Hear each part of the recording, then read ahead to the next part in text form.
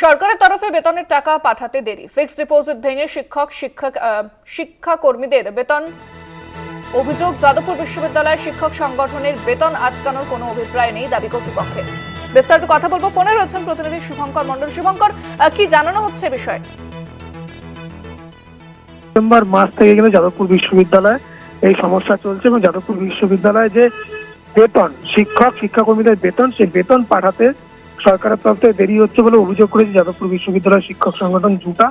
এবং সেখানে দাঁড়িয়ে স্বাভাবিকভাবেই সরকার কিছুটা দেরিতে বেতন দিচ্ছে এমনটাই অভিযোগ। সেক্ষেত্রে একেবারে মাস পয়লা বেতন দিতে বিশ্ববিদ্যালয়ের যে ফিক্সড ডিপোজিট রয়েছে সেই ফিক্সড ডিপোজিট ভেঙে বেতন দিতে হচ্ছে বলে অভিযোগ, এবং ডিসেম্বরেও দিতে হয়েছে, জানুয়ারিতেও সে একই ঘটনার পুনরাবৃত্তি ঘটেছে বলে অভিযোগ করেছে জুটা।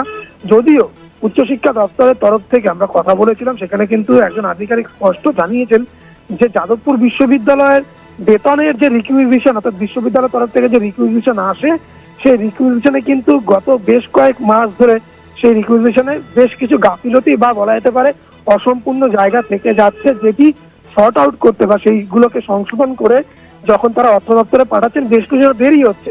ফলত উচ্চশিক্ষা দপ্তরের তরফ থেকেও কিন্তু বিশ্ববিদ্যালয়কে আর্জি জানানো হয়েছে বা বলা হয়েছে তারা যেন এর পরবর্তীতে যে রিকুইজিশন গুলো আছে সেগুলো যেন পুঙ্খানুপুঙ্খ দেখে ঠিকঠাক ভাবে সেই রিকুইজিশন ফিল আপ করে তারপরে তারা যেন উচ্চশিক্ষা দপ্তরের কাছে পাঠান। এবং বেতন আটকানোর কোনো অভিপ্রায় কিন্তু উচ্চশিক্ষা দপ্তরের নেই।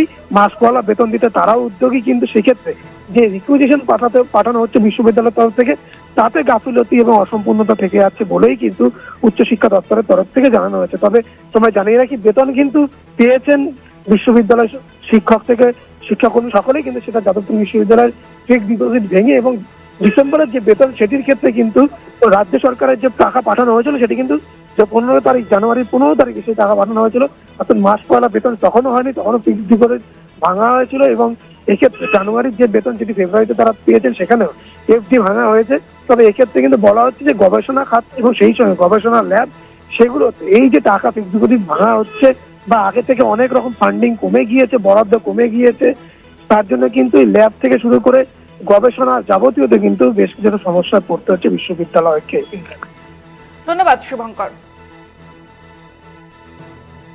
যাদবপুর বিশ্ববিদ্যালয়ের যারা শিক্ষক, আধিকারিক, কর্মচারী আছেন তাদের ডিসেম্বর মাসের মাইনে প্রথম কথা রাজ্য সরকার দেয়নি।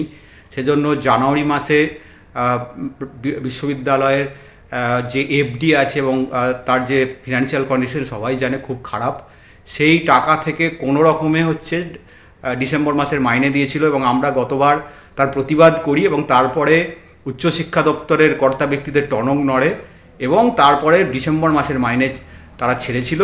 কিন্তু এখন জানুয়ারি মাসের আবারও মাইনে কিন্তু এবং পেনশনের টাকা রাজ্য সরকার বা উচ্চশিক্ষা দপ্তর কিন্তু যাদবপুর বিশ্ববিদ্যালয়কে দেয়নি।